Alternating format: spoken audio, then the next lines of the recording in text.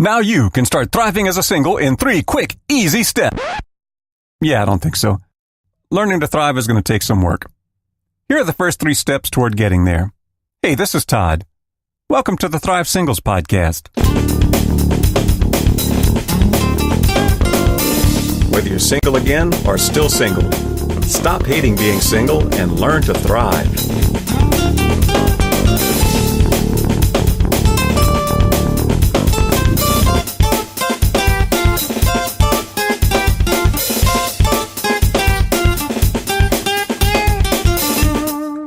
And welcome back to the Thrive Singles Podcast.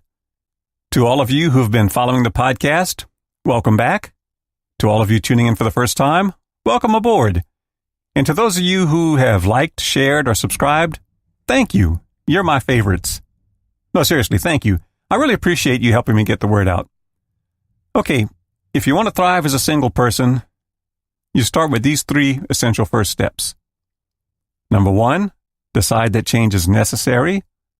Number 2, believe change is possible. And number 3, create a plan that leads to change. Let's take these one at a time and look at them a little closer. The very first step, and this is crucial, is to decide change is necessary. Without that motivation, you won't do the work it takes. Is it time for a change? Are you happy with your relationships? If you're going from relationship to relationship, repeatedly having your heart broken and doubtful that a relationship can be fulfilling and ever last for a lifetime, you need to make some changes.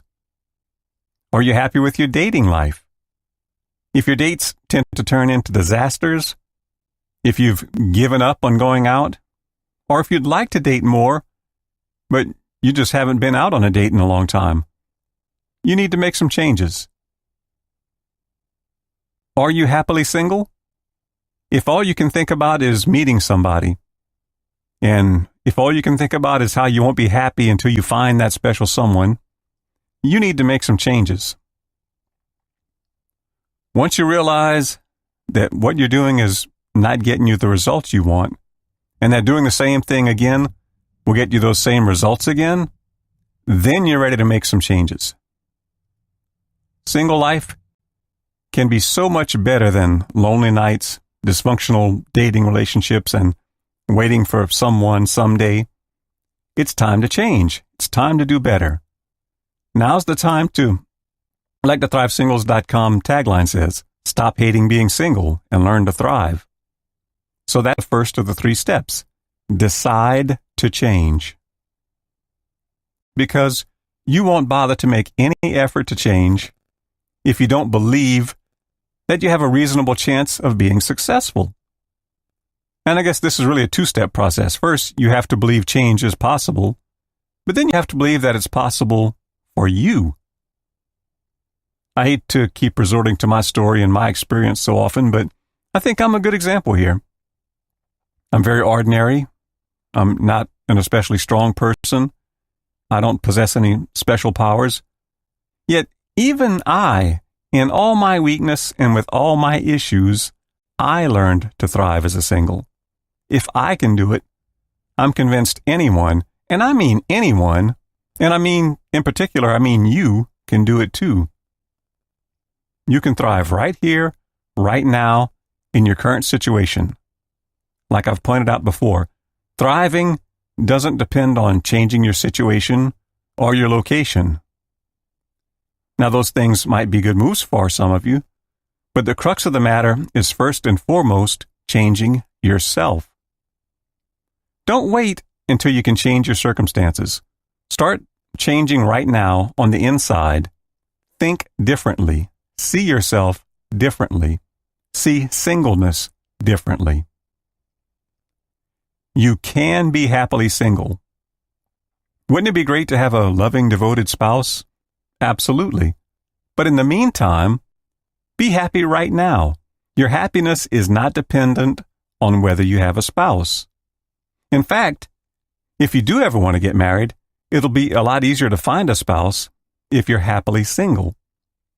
People find happy, well-adjusted, engaged people a lot more attractive than miserable people who are just waiting around for someone to come and rescue them.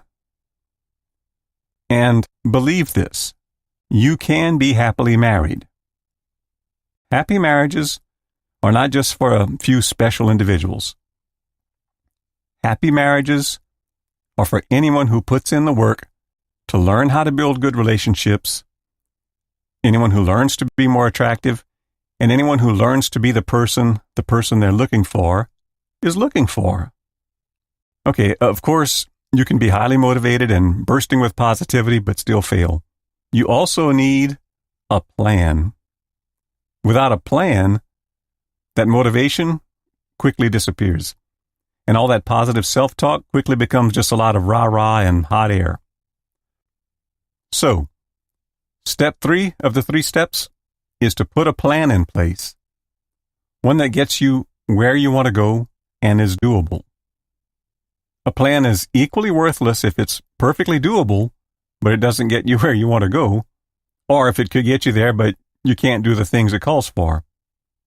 So, for each part of your plan, ask yourself, does this help me thrive as a single, and is it something I can do?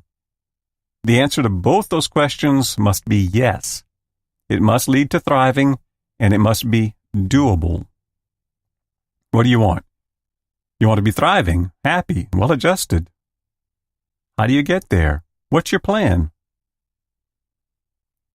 To thrive as a single person, first work on personal growth. I've talked a lot about this recently. It's important. Yes, you need to learn to date better and be more attractive, but all that hinges on you first making you into the best you possible. Now, once you make some progress with that, then start learning how to go on better dates. Stop dating and start dating. To understand what I mean by that, go back and look at my previous posts on dating.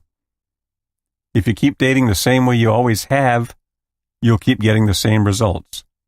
Learn to date differently. Thirdly, work on becoming more attractive to the kind of people you'd want to marry. Or if you have no desire to get married, work on being more attractive to the kinds of people you want to hang out with and go on dates with. Have a plan to become more physically, emotionally, and spiritually attractive. To be effective, your plan should include learning, doing, and some safeguards. As I've mentioned several times recently, always keep learning. Read books, magazines, and blogs. Listen to audiobooks and podcasts. Take classes and courses locally and online. Learn about yourself. Learn about other people. And learn what it takes to make relationships work. Then get out there and mix, mingle, and learn to apply that knowledge. There's some things you can only get better at by going out and doing them more. But in the doing, have some safeguards in place. Have people who will hold you accountable and check up on you, and people who will speak hard truths to you in a loving way. And have your guardrails in place. Set them at a safe distance where you have some margin to mess up and still be okay. Of course, as part of this process, I recommend reading the Thrive Singles blog or listening to the Thrive Singles podcast every week. Be sure to subscribe while you're here so you never miss a post. Until next week, spend some time thinking about what changes you need to make that would help you enjoy single life more. Believe that you can change and create a specific plan with actions that will get you there. Until next time, thrive on. I hope you enjoyed this week's podcast. See you next week. Till then, be sure to subscribe and go check out my extensive archive of past posts at thrivesingles.com. And thrive on. Whoa, thrive. Yeah, come alive. There's more to life. You gotta grow, you gotta thrive. Whoa, whoa, you gotta thrive.